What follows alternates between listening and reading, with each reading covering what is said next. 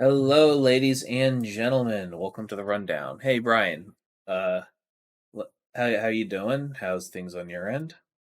Same old, same old. Had a horrible migraine attack this week. Don't know what the fuck was going on with me, but c'est la vie, I guess. Say la vie is right. I'm sorry you had to deal with that. That sounds fucking annoying. It's Let's okay. Got my let's sleep schedule back. So, let's watch a thingamadoohickey to start. Shall we just start a cold open?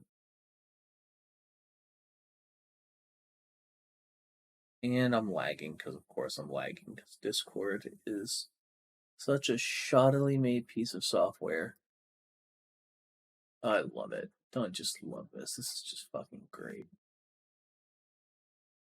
And we can't have nice things. Oh my. Cells, at least in their thinking, is actually weirdly, counterintuitively, quite reasonable. Because incels are like, no one wants to fuck me. And then the world is like, yeah.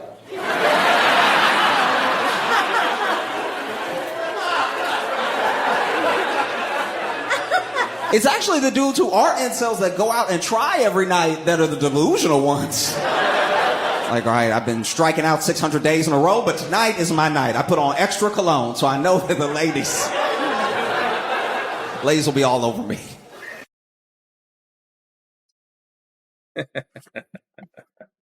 very funny. Very funny guy. Very funny indeed. There's just a part of me on some level that just doesn't, you know. And some of the comments were like, which were very funny to me, were we're all just like women and like men with their head out of their ass. Like, we tell them what's wrong, they choose not to listen. Well, it's funny you brought this up. I was actually just watching a video a little bit about this subject. Do you know, Evan, that we are now living in the future? Do you know why? Why? You Oh should wait, look up. oh wait. Is it because are you talking about like motherfuckers using AI to like talk with people on Tinder? Well, AI women, right? But then there's this guy who actually created a coochie box. He actually made a coochie box. A what? A coochie box. What's a So, like, coochie box? pretty much a pocket pussy connected to the internet. And it's called the orifice. Okay, first of all, I think Pornhub already has like a pocket pussy that can like some high level porn stars have like had their shit modeled into, and you could like have that shit change, and and every time you use it, like they get like a piece of money or some shit. I don't fucking know. Like like that. I feel like if that's what they're using for, that technology already exists. What is this, open source or some shit? That because that would be uh, fucking creepy. I think it's somebody who, like, actually went into the like AI girlfriend-esque experience and tried to like create an apparatus to go along with that. Cuz like it's pretty much gamifying sex. Dog, we are in the future. In the Not the future, future I want to be in, not the future I want to be in, but we are in the future. listen. People say like I wanted Star Trek, not Cyberpunk. Oh, for real. I can't get over this, yo. I really saw that today. It was like a video that they released, I would think a week ago or a few days ago at least. But I mean, I just don't like where we're headed. Nah, I want off of this bozo bus. I want off. I heard a turn of somebody said if I heard somebody say a great thing the other day, that if you work for a wage,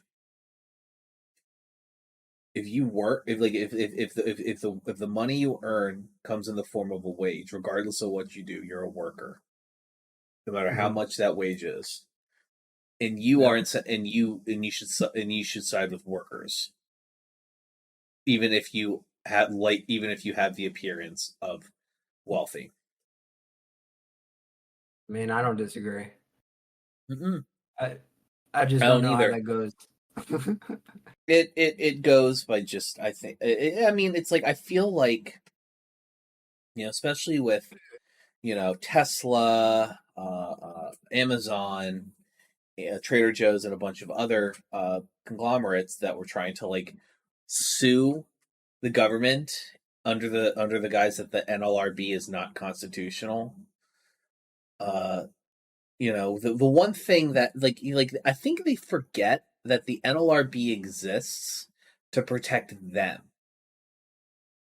The NLRB doesn't exist to protect workers. The NLRB exists to protect companies because originally, um, like the NLRB was the compromise, because what used to happen with unions and union workers is they would come to your house, drag you out by your hair, and beat you half to death in front of your wife and children.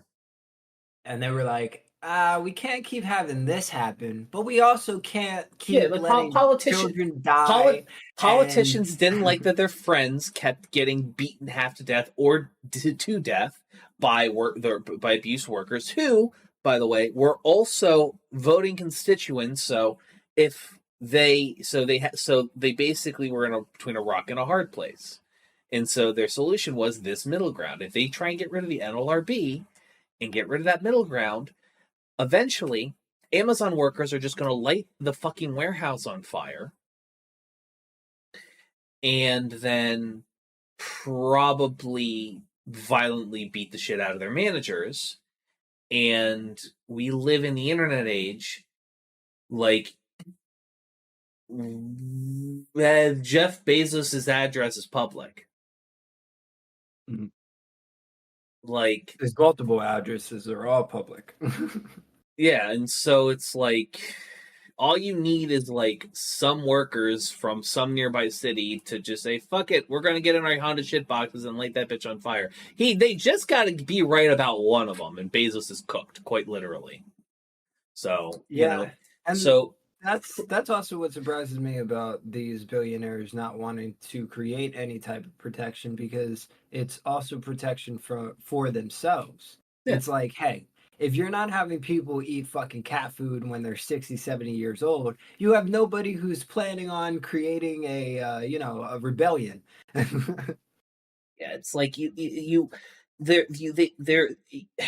America is very, like, the problem is that our generation very much is not culturally the same as the previous generation.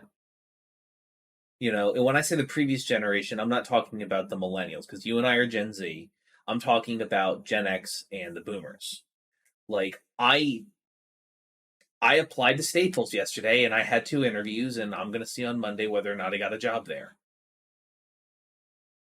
But you do not have 1/10 of the allegiance to Staples that somebody who would be in the baby boomer or Gen X generation would. Because if you talk to one of them, they would say to you, Staples is the greatest job ever, and if I don't get the job, then I'll go work somewhere else. But if I do get the job, then I'm going to make sure I climb up the corporate ladder and I pull myself up by the bootstraps. Trust me, I know. Yeah, dog, I was in there waiting for my interview in the fucking office area section where they sell like cheap ass chairs and desks and shit.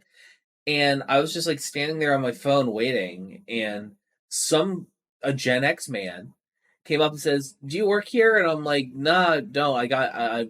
Hopefully I got an interview today. I'm waiting for my interview." And he's like, "Oh, well, then this will be some great practice for you. So I'm looking for X, Y, and Z, the," and I'm like, "Sir, I don't work here. I don't know anything." And he doubles down and says, "Oh, well, you should, because this would be good practice for you," and keeps going. And I'm like, "So I don't know where any of that is." And then he got like kind of snippy with me, as like, "Oh, okay," and then just walked off.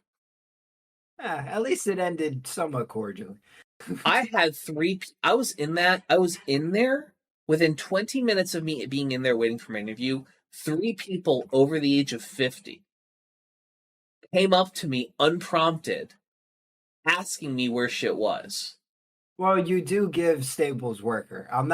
They're not wrong on the vibe. No, you're not wrong. They're not wrong on the vibe. But, even then, I will say that at the end of the day, my thing is that like I'm starting to I heard somebody on TikTok have a really excellent take the other day, and is kind of funny for me. It's like it kind of like it's one. There's many reasons why it's difficult for me to find an entry level programming job. And some are outside of my control, some of them are within my control, some of them are just because the market sucks. But one of them that I thought was really interesting was something I pointed out that is very true on, in regards to fuck you, Windows, I hate you. One of the things that I have found is that they, when looking for corporate positions, want a Gen X or a Boomer. They want someone who's a Gen X or a Boomer, and they want and even if I have over like almost a decade of experience, they want and I'm looking for an entry level position. Despite all that, they still want a Gen X or a Boomer. And then the bullshit is, if you ever do get that job and you're not a Gen X or a Boomer, even if you were, you still gotta fucking what's it called? Do training for the job. What's the point? I don't understand that. Isn't entry level position supposed to be entry level? What is this bullshit? Especially since you have the certification, you have the fucking college major that actually shows the shit that you went into the fucking school to learn. I have a technical certificate from the Europe program, but good point. And you want to know where this originates? Do you want to know where where this originates from? By the way, it originates from the 2008 housing crisis, where the economy was so bad, and you had tons of people, white collar workers, who like all lost their fucking jobs, and a bunch of companies went under. And so what you end up having is you have very experienced individuals with 10, 15, 20 years sometimes 20 years of experience asking for jobs that are significantly lower than what they would have gotten before the 2008 housing crisis. And what I'm sorry to interrupt, but just like when you're over, like, why somebody with a college master degree doesn't fucking apply for a manager position at McDonald's? What's that phenomenon called? Where you're overqualified. There we go. Doesn't that happen at these fucking higher up positions at a certain point? If you're an entry level person, but you've been working in accounting or fucking business for 20 plus years, shouldn't you be considered a senior associate at that point? Or at least you should be considering senior associate positions. So the point is no, you make a good point, and I'll get to that in a second. But the saying is, in the aftermath of the 2008 crisis, housing crisis, where the economy was fucked and jobs, there's plenty of demand for jobs, but not enough. People who should have been paid a lot more were lowballing, and so what happened is that a lot of corporate America got really used to high quality individuals working lower wage jobs and doing things that were like very much like not of their pay scale. And the problem is that even as the economy uprighted itself, those expectations didn't change, because they really, really, really liked the idea of somebody of 5, 10, 15 years of experience coming in to be a mid-level developer. Well, people are asking me, like, I think confidence-wise with my skills, I'm a junior level developer. The problem is that they want, for a junior level, they want 5 years of experience. A lot of these jobs, they want 5 years of experience in a corporate like setting, about just for a junior level. Junior level is entry level, by the way. Now, pause very quickly. I want to preference this because this is going to be weird to say. Okay. I do. Jordan Peterson. Trust me. I'm giving you a chance. Jordan Peterson is a kook, but I trust you. On the psychology end of things, where he actually has, intelligence on, where he's actually smart and not talking about society, but psychologically. Still debatable, but continue. Psychologically, I think he was right when he said that people tend to lack conscientiousness in these types of jobs, especially corporate S jobs, because I think you kind of get bogged down into the mundane day-to-day tasks of whatever job that fits that description, and then you don't really feel like you're valued enough to go get a raise or go get a increase in pay. And I think that point is very, very true. I think that's true. I'm kind of at a point in my life professionally where Trust I'm just me, like, I only stay at a place for the people. You know, I get that. I stayed at J.P. Morgan Chase for as long as I wanted to leave a lot, but the only reason I stayed as long as I did is because even though I felt like there were gaps in my learning and I wasn't given the space I needed to learn, the things I was learning were incredible and they were from higher level programmers better than myself, and I didn't want to go away from that necessarily. So, I loved the people I worked with. I just it just wasn't, it was just Well, man, that's exactly what the fuck I say about the school I was going to. I hated the faculty, the administration side, but I loved the teachers. I loved what I was being taught. So that's why I never talk shit on the school fully, but I will talk shit all day on the admin side. yeah. Yeah, it's just bean counting. But Yeah. yeah, no, it's just so. But like, yeah, like there's the issue with like the job market right now is, if we're not talking about industry specific things, it's a combination of not wanting to run a skeleton crew as much as possible. It is that it is the it is just it's just the fucking price gouging, man. It's just me and Meadow have to be out of this apartment, this house, by like damn near a month from now. Like I need a job and I need to start working, and so I can knock, some payout in May. It's just difficult. It's just I hard. feel you, man. It's just hard. No, I get it. It's hard, and it's just and this is me being vulnerable for a second. It's just I worked so hard to get at a point where I could have money and do what I want with it and have fun. Just I've spent years learning how to do what I know how to do, and I just cannot get a fucking job in it for the life of me. I'm gonna probably hit up UPro and get some alumni help and see if I can beg them for like, hey, listen, I got terminated from JP Morgan because nobody at the fucking office, wears a mask. Nobody at the fucking office like watches none of the fucking men wash their hands when they leave the goddamn bathroom. And so it's disgusting, and I got sick like every 2 weeks like clockwork. We got COVID over Christmas. I got sick every 2 weeks like clockwork after that, all the way until March. And at that point, I'm like, I'm not fucking coming into the office if I can avoid it. And I don't know. It's just stressful. It's just stressful, and it's just it's.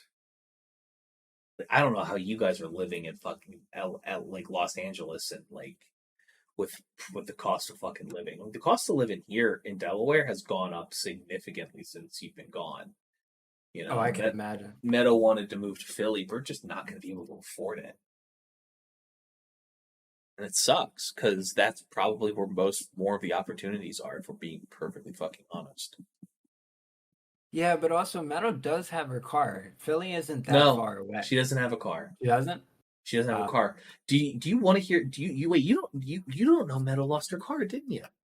Yeah, no, you don't tell me. Oh my God, this story, my brother in Christ, this story. What happened? Buckle the fuck up.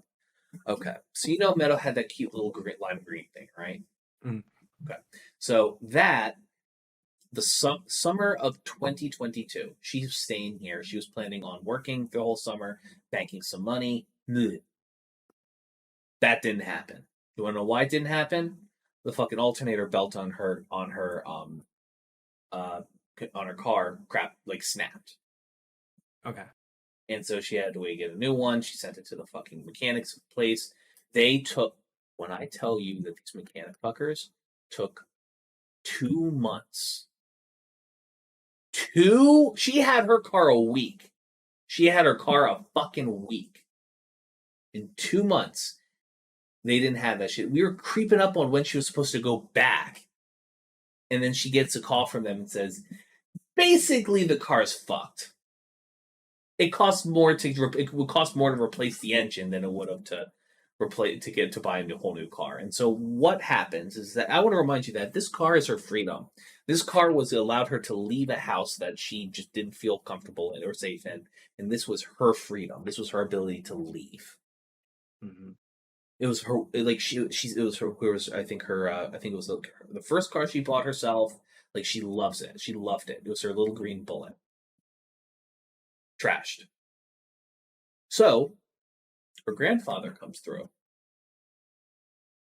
God bless this man. Good man. Mm. This man, his wife had been dead for about a year, and gives and lends Meadow her grandma's car. Her grandma's car is a Mercedes. A custom Mercedes. Lowrider, wooden steering wheel, varnish, little nice ornate clock on the dash, heated steering wheels, heated seats, like the perfect old lady car. Mm. Gorgeous, matte black, one with a sheen, wonderful. Very thirsty, a very thirsty car. Gas guzzler. Very much. I was paying for a good chunk of the gas on her way to get to Chicago. I know you were crying. It was bad. Like, me and Meadow were crying. Both of us went broke trying to pay for that shit. Oh. So what ended up happening is, Wasn't no $30 to get to New York and back, huh? nah, it was not. It was thirsty. Like, stopping multiple times in a day. Thirsty. So, and you've done the ride from, Delaware to Chicago, so it's a solid 12 hours. Mm. So one day, Meadow is about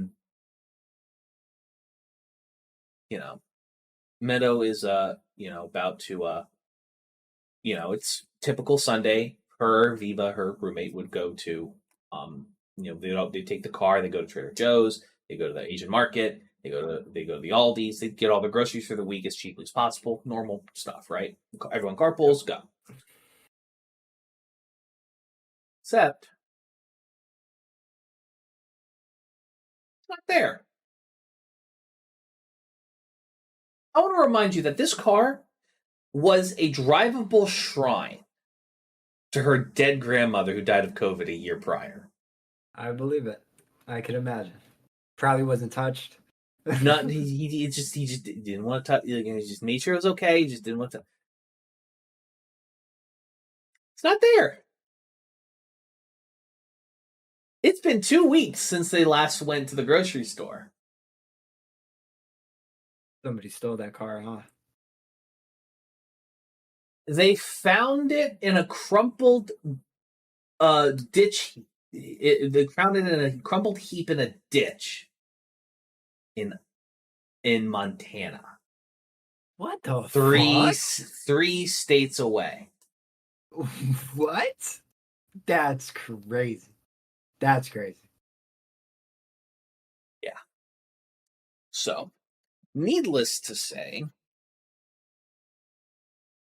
that it was particularly hard on Meadow because her grandfather had said it like was actually he when he found out about this and like because the insurance and all that, and she had to call him and call the insurance, and he got the money back on the car, like on some of the money back on the car. He was like, I'm really upset about it, and she's like, I know, I'm so sorry. She's like, no, I was gonna give this to you at Christmas so you would have a car for yourself forever. And and now we're just like we're going, hopefully I get my tax return and it's as much as it says it is, and we're probably going to use most of that for a fucking car. Damn. So we've been stuck. We're our capital S stuck in this house. Thank God our roommate is a love bug and lets us use her car, and as long and Meadow will wake up, drive her to work, go back and pick her up, so she'll have a car for the day. It's especially important since Meadow has fucking PT. So it's just it's a lot. It's insane. Oh Lord, what's going on with you? Let's see. Starting my own podcast. Check that out when it's released. It's called Shakes the Discourse. It'll eventually be out. I'll let y'all know. We're still developing shit. But aside from that, they just released the Fallout 4 next gen update. Not sure if you knew about that, I but did, yeah. Ultra widescreen and widescreen mode. The usual, just smoking, chilling, being me. Also, I'm looking to get a job at a smoke shop, so that'd be cool. That's right up your fucking alley. Also, I think my federal deposit just hit. Hey, good shit. Yeah, so that's a little bit. That's much more helpful. We're gonna cash that out. Standard on Tuesday. Now we just have to wait for my state refund. That'll be soon too, so you shouldn't have to wait too long. I shouldn't, but at the very least, I told Meadow, like, hey, listen, I want to save $500 for me to be able to, like, have my phone bill set up and everything else. Also, I need to buy the Gold Road for the new Elder Scrolls expansion that's coming out, and I also need to buy the Shadow of the Erdtree DLC, which, if I'm being honest, I should probably do right now. Because I don't know when I'm gonna have money again. Because I'm poor and shit. Ugh. Aside from Stables, where else are you applying? ShopRite, a lot, like just places within walking distance. Like if it's within a mile of here, I can walk to it and be there within like 15-20 minutes, easy peasy. That's Hello, good. Momo. Are you coming to say hi to Brian? No, you cannot escape me. I will use you for content. What's up, kitty? He's a little man. He's a kitty. He's a big man. He's like, please. He's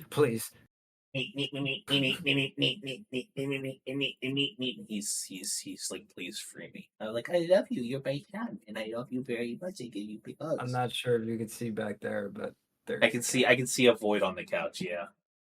Yeah.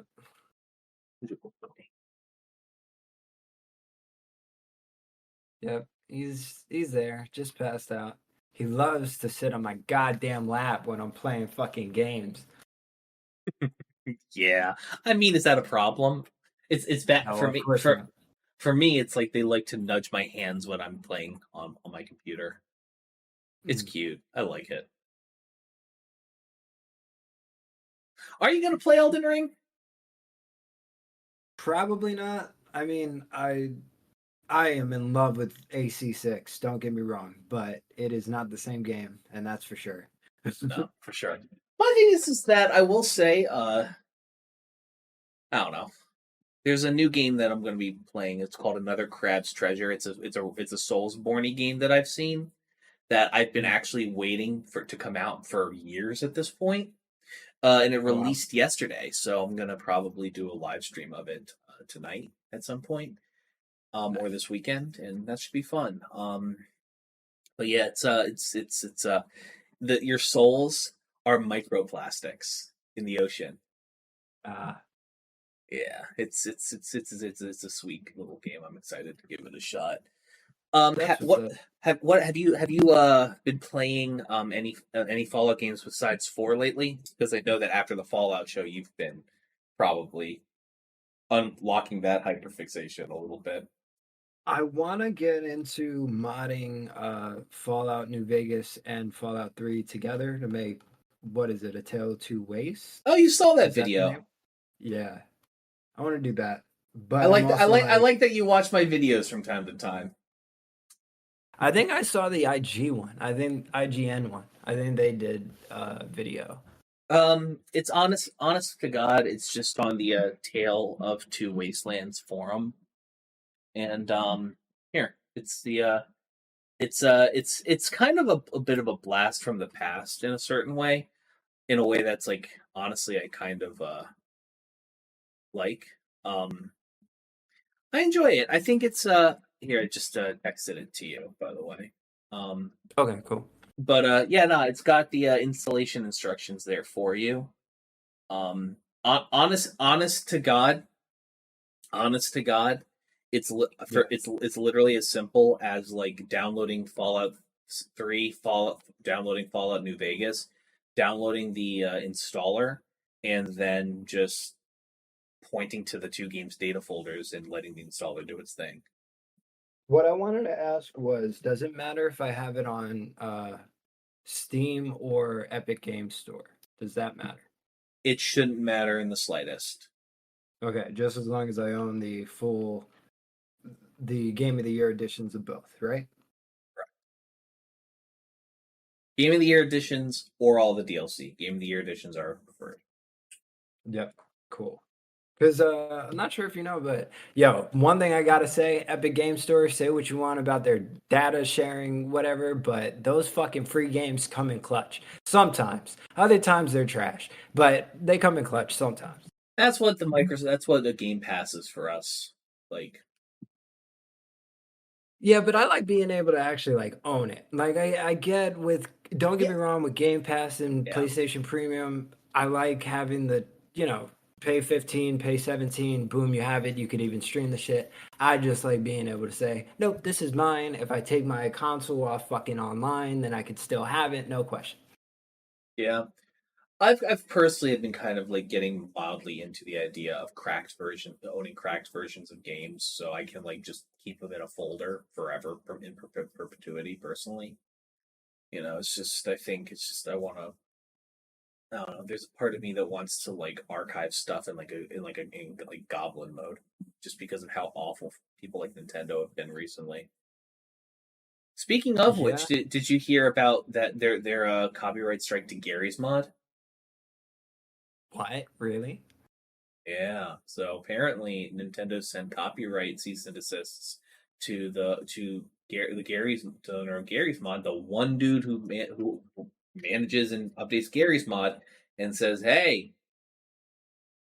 we got a bunch of Nintendo stuff on the Steam Workshop. Get fucking rid of it." And he basically put out a thing that says, "Hey, we got to go through 20 years of content y'all have made on one of the most user-generated centric video games on Valve's platform. Can y'all just do us a favor and like take it down if you can and not upload it again, please?" Here's my fucking question for you goddamn Nintendo fanboys. At what point are they gonna do something where y'all finally turn your fucking backs on them? Nothing. It's a cult. It's a cult. And here's the thing. I'm in love with certain Nintendo IPs. I love Nintendo products. But I'm not saying no. Not even for them to go strictly software. You're talking the dick riders.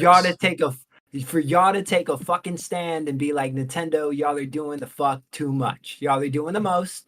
Y'all are doing way too much. We gotta pull it back just a little bit. Cause come the fuck on. Because also, it's not even like that fucking guy put it in the game. If he himself put it in the game, I'd be like, okay, I get it. But there's no fucking way he did. Over like 25 years, that's how long fucking Gary Mod has been around. It's insane. It's insane. It's insane. It is. But you bitches won't ever fucking turn your goddamn backs on them because they got fucking Mario and fucking Pokemon and fucking Kirby and fucking all this shit. And you motherfuckers will never do it. And I know it's more Legend of Zelda and shit like that, and Brawl and fucking Super Smash Brothers and shit. I get it. I know which games you fuckers like. But goddamn, at a certain goddamn point, can we call things things? Call a spade a spade. Exactly. I mean, goddamn.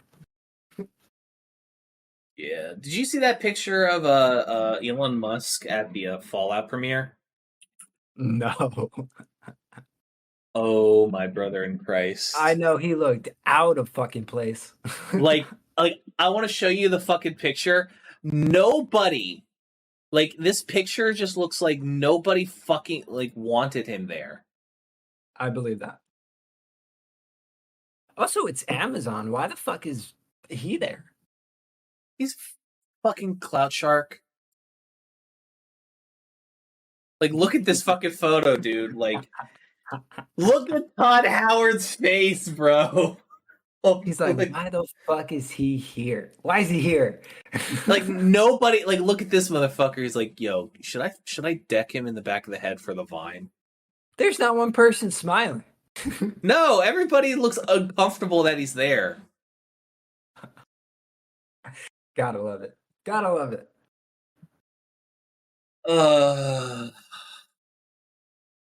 Look at somebody had the close up on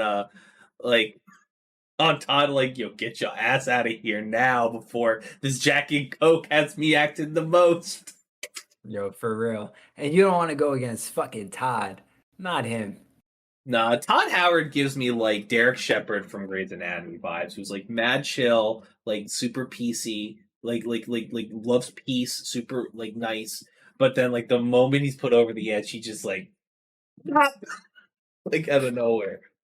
Nah, because I was watching Grey's Anatomy with Meadow today, and we got to the scene where like Derek wasn't able to save a pregnant woman's life or whatever, and like he took out 2 parts of her brain or whatever, and he was just like overwhelmed.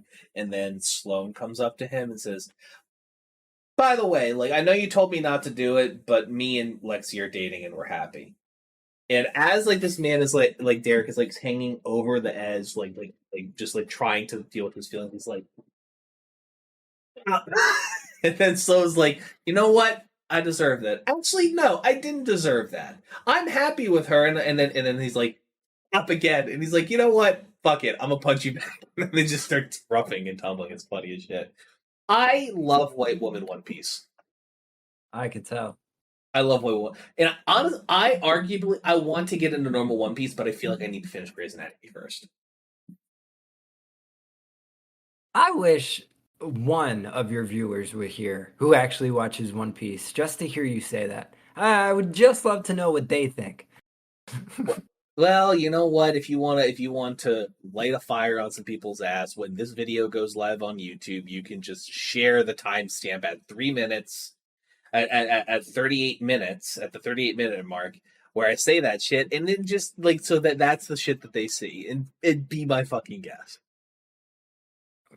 I'm still I'm still a small YouTuber. Nobody's gonna see this shit.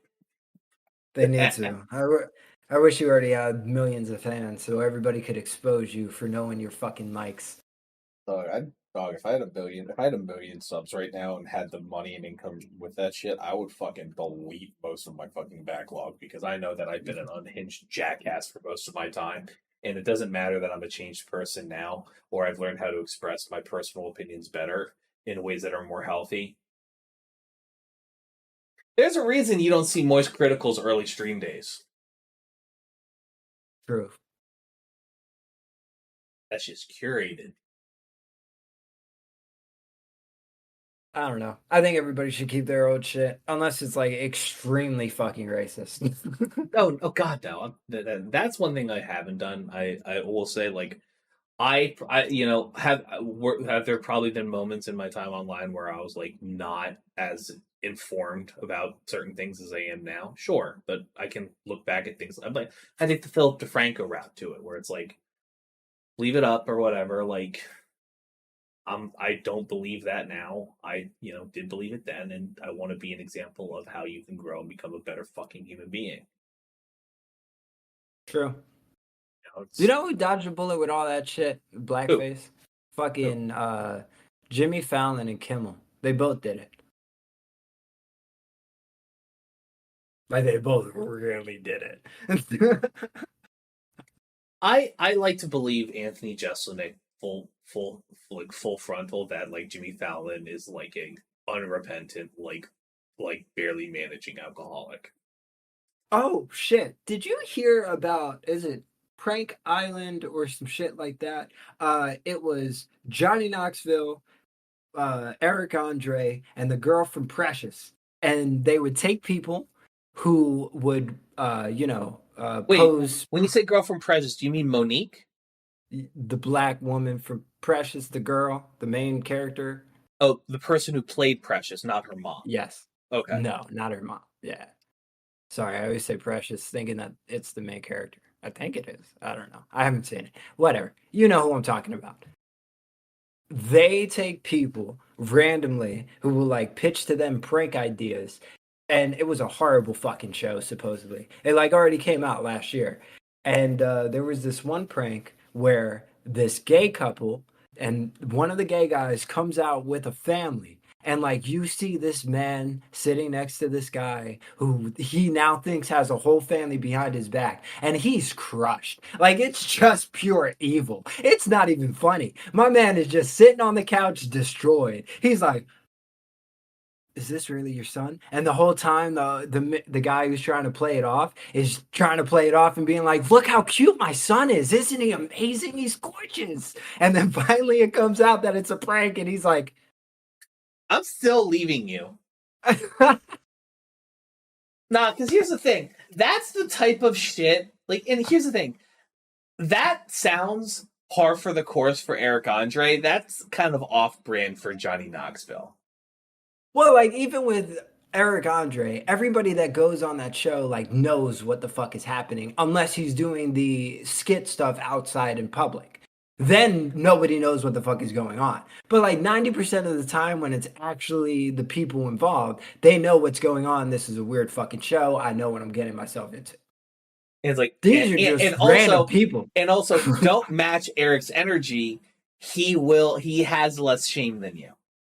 Oh, and also, supposedly, Eric Andre was like, dog, get me off of this fucking show because Johnny Knoxville kept tasing him the whole time.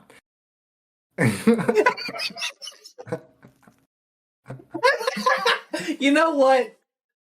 How can you be mad at that? Like, listen, I understand, like, you want to, like, I understand, I'm not mad at Johnny for, like, I want to stop being tased, but I ain't mad that it's happening. No, I will say, like, he would, like, Eric Andre would squirt him with a fucking, like, squirt gun, and then he would whole ass tase him. Like, You gotta remember that Johnny Knoxville did 4 Jackass movies. no, I know. like- His it's sense like- of it's humor like- is fucked. Like, that's not the question. He's like, if it was anybody else, that would be assault. Probably. I've Yeah. never been tased. I don't want to be tased. Yeah, fuck you. I don't think I've ever been tased either. Or But yeah, like the idea of Eric Andre being like, "Yo, get me the fuck off this show." Johnny Knoxville keeps tasing me, and he's my hero, so I can't beat his ass. see, I think after like the third or fourth one where it wasn't supposed to be on me anymore, I would just start fighting. I would be like, "Fuck it, Johnny, let's go, fuck Like it." we're not even like filming this backrooms shit. Like you're just doing this for fun. Like I gotta beat your ass on principle, just on principle. Well, no, the thing is that like Eric Andre also knows that if he presses charges against Johnny Knoxville for being tased, Everybody's gonna be like, "You're a bitch. You're a bitch. All his like he's Eric fucking Andre. Like you gotta like that's a rough place to be in. Oh, also, I do just want to tell you one show that I think you would love. Watch the fucking Regs. That's a great show. That's a good show. See what I can do. It's on YouTube. Oh, cool. I need to still watch Hell of a Boss. It's all on YouTube. I still haven't watched it. What is it? It's by VisiPop. It's the same person who did Has Been Hotel. Oh, okay. Yeah, I gotta be so honest. Wish I was more into it because Keith David is in it. Not wish I was. I dug it a lot. I thought And Brandon Rogers. You knew that, right? Yeah, Brandon Rogers is great. I liked it. Here's the thing, right?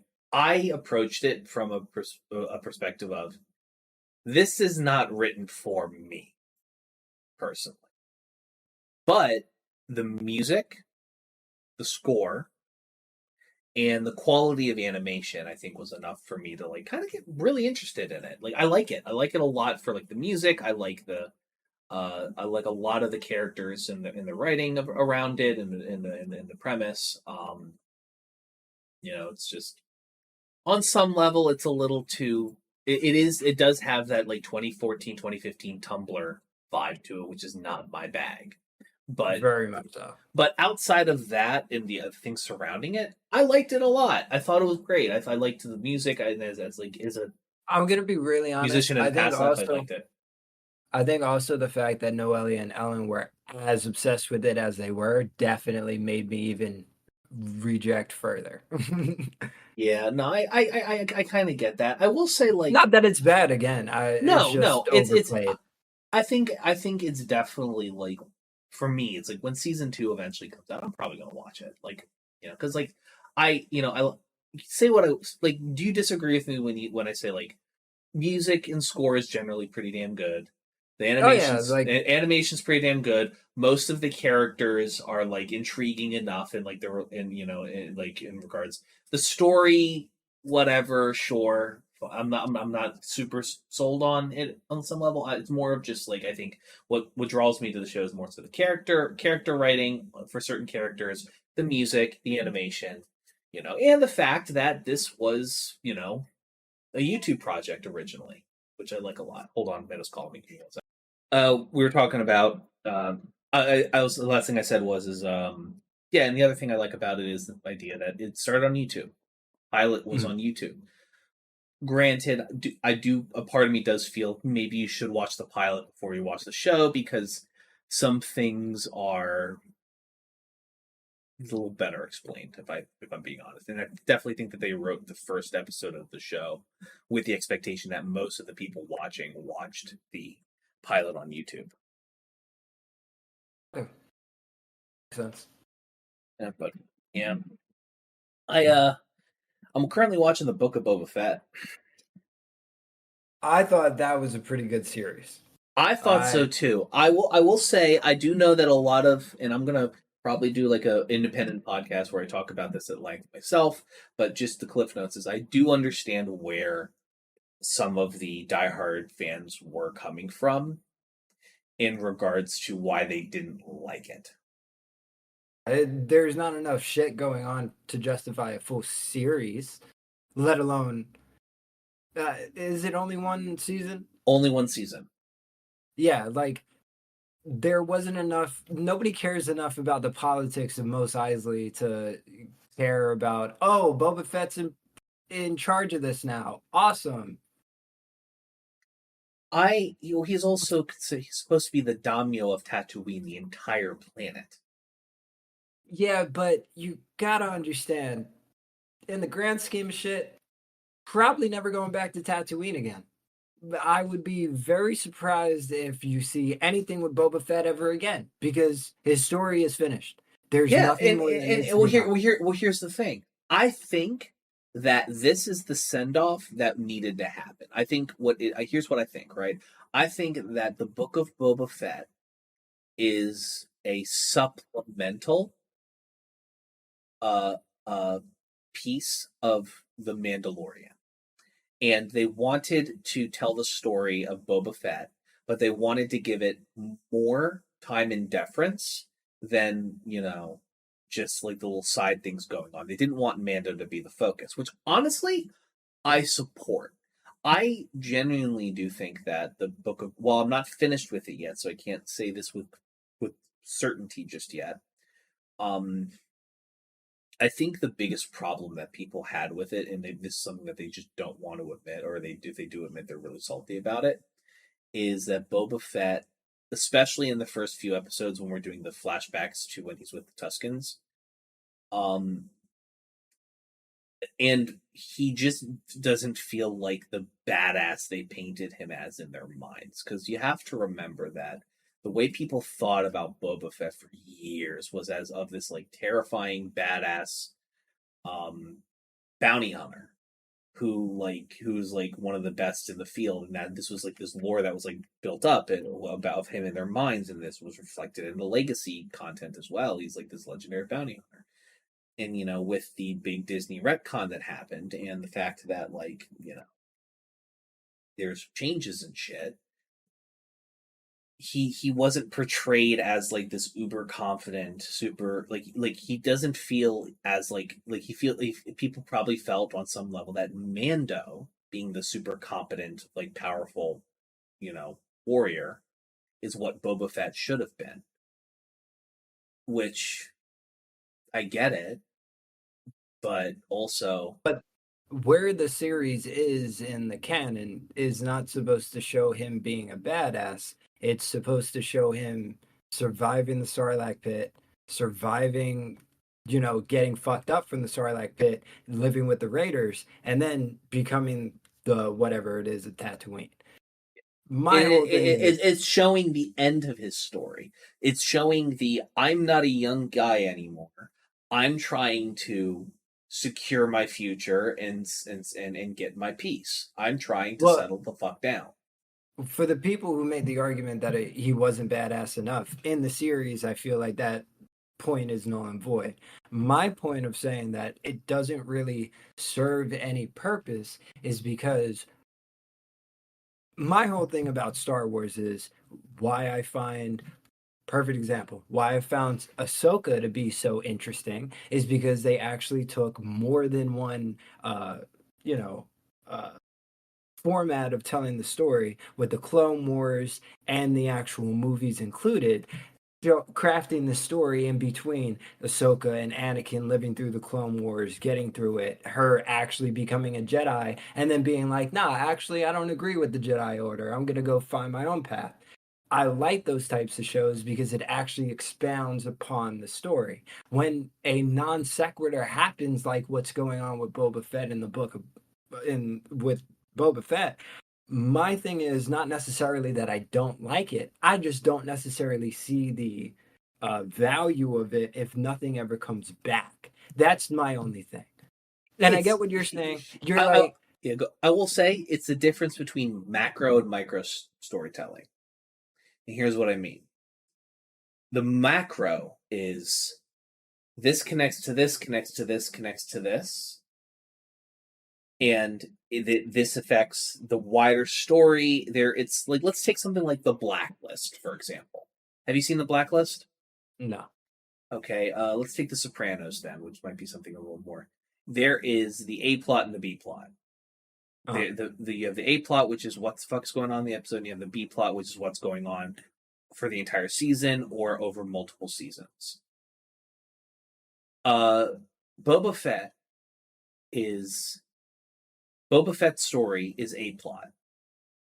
There are some B plot things there. Mando's story is like you do need to watch Book of Boba Fett before Mandalorian season 3 because there's some pertinent things in there.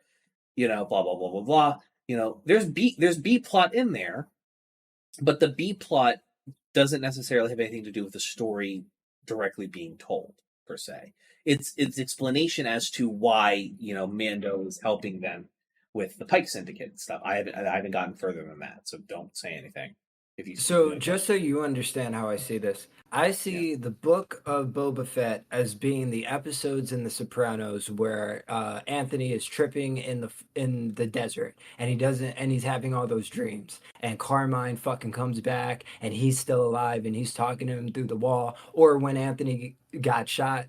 I'm not going to go into more spoilers just in case somebody hasn't seen it, but he has that whole fucking thing in the hospital where he thinks he's inside the room, all that. That's how I see Book of Boba Fett. Because I'm like, hey, I get it. You're explaining. But I also have to say, haven't watched Mandalorian at all. I don't really have any interest in it. I can't tell you why. It seems very interesting. I just, for the Star Wars story, I don't want to watch it. Can't tell you why. Not against the idea of the character. I just don't think I find value in it as of yet. But yeah, I'm surprised. That surprises me. Like, are you not a fan of like westerns and stuff like that? no, see, I am, but in the Star Wars story, when I think Western, I want more so like the dawn of the original Old Order, right? Like I want to see Darth Revan You want see some macro. shit. You want macro because the No, Mandalorian. no. Because also, let me just say this: if they do a micro story in that time period, because they've always talked about doing something in that time period, the Knights of the Old Republic, that I'm okay with a micro story in that. It never has to go connect back to us. They never have to do another thing in the Knights of the Old Republic canon ever again. I just want to see a story from back then because between the Knight of the Old Republic games, all those cinematics, there's enough of a fucking story for a series, even if it's animated. So the last thing I'll say on this is just I want to clarify what I mean by micro and macro, right? Macro is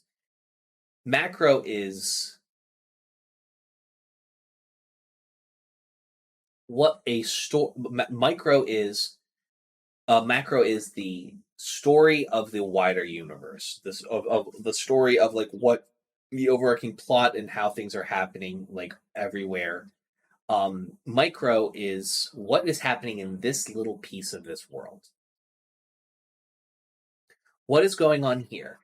I like micro plots because if I like the macro or I like the vibe of a world or an IP, I want to see more experiences within that world. I want to see more things. So what I mean by that is let's take there's a reason why I enjoyed season 3 of Castlevania as much as I did. I wanted to see people living within this world. I wanted to see the goings on. Yes, I like the big overarching story, suspense, great, but also, in just as much, I like seeing people exist and deal with the day-to-day things going on in A, B, or C. Well, that's why then I think Andor is the perfect example of the micro dissection of a story that you're describing. Because Andor goes above and beyond in creating not only a gritty vibe, but it also stays firmly on the one or two characters that Andor, circulates around. Don't get me wrong, they include other people, obviously, because they have to, because that's the fucking story going. But I do, if to your credit, I'm saying Andor does that perfectly. Boba Fett, and Yeah, I think personally, I think personally, it's just the source material. In all honesty, it's more interesting to see Andor, to see what's his name, the guy from Andor. we've seen Tatooine already. Tatooine was the Yeah, first thing we saw 20, 30, 40 fucking years ago. and that's why I'm saying You know what? that's exactly what I'm saying. And in that notion, if it was on a different planet that we hadn't seen before, I feel like you would have liked Boba Fett a lot more. But the fact that it's on Tatooine and it is already something familiar, it's not. It doesn't get you with that. It doesn't get you with the hook. I get that. But on that note, ladies and gentlemen, thank you so much for watching the rundown. I appreciate your time and your listenership, as does my co-host, Mr. Brian No.2 Ortega, who can be found on Instagram at No.2 underscore Brian. I keep mixing up It's you all and good. Shane's fucking ats all the time because it's Sheen99 and I'm like it's No.2 underscore Brian and it's the underscores that get me fucked up. All good. If you want, we'll see. By the time the next episode happens, the first episode of Brian's new podcast should be live, so we'll be pushing that. Thank y'all so much for watching. I appreciate you. If you want to support the show, please consider doing so at HIMedia.gg/tip. $1 a month sub is a boon to my mental health, and with it you get a bunch of like extra free content. I'm also going to be doing playing a game that my friend Chara gave me called Shower with Your Father Simulator 2015, so I can get out of having to play Getting Over with Bennett Foddy to completion on stream. So if you want to see that playthrough, which is definitely not going to be fucking allowed on YouTube, I will. You can see that there. I'm also thinking about doing some music reviews. I might end up asking to do those with you, Brian, and we can like just go through an album and do some reactions and some thought pieces on them. And then that will be exclusive content. So that's another thing. I'm planning on ramping up the exclusive content mail on the Discord, please. But every video that I put out on YouTube, almost every video I put out on YouTube, and in landscape mode, is published there first. So you go check that out. Ladies and gentlemen, thank you so much for watching. I appreciate you, your time, your listenership, and we'll see you guys next time. Love y'all.